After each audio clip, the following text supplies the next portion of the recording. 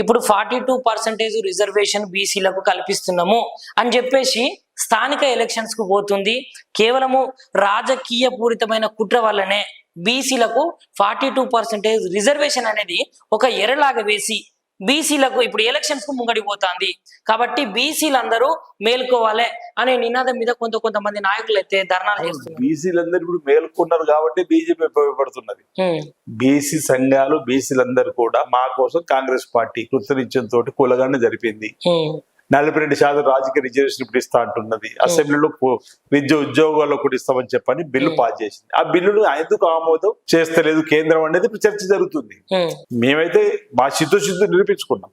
42% రాజకీయ రిజర్వేషన్ విద్యా ఉద్యోగాల బిల్లు చట్టసభల్లో ఆమోదింప చేసుకొని పంపించడం. షెడ్యూల్ 9 వాళ్ళు చేర్చాలి. ఈరోజు 2018లో బీఆర్ఎస్ ప్రభుత్వం పంచాయతీరాజ్ చట్టంలో 50% లిమిట్ ఉన్నటువంటి దాన్ని కూడా సవరణ చేస్తూ మేము ఆర్డినెన్స్ కూడా తీసుకున్నాం. అది కూడా గవర్నర్ గారి దగ్గర నుంచి అనుమతులు రావాలి.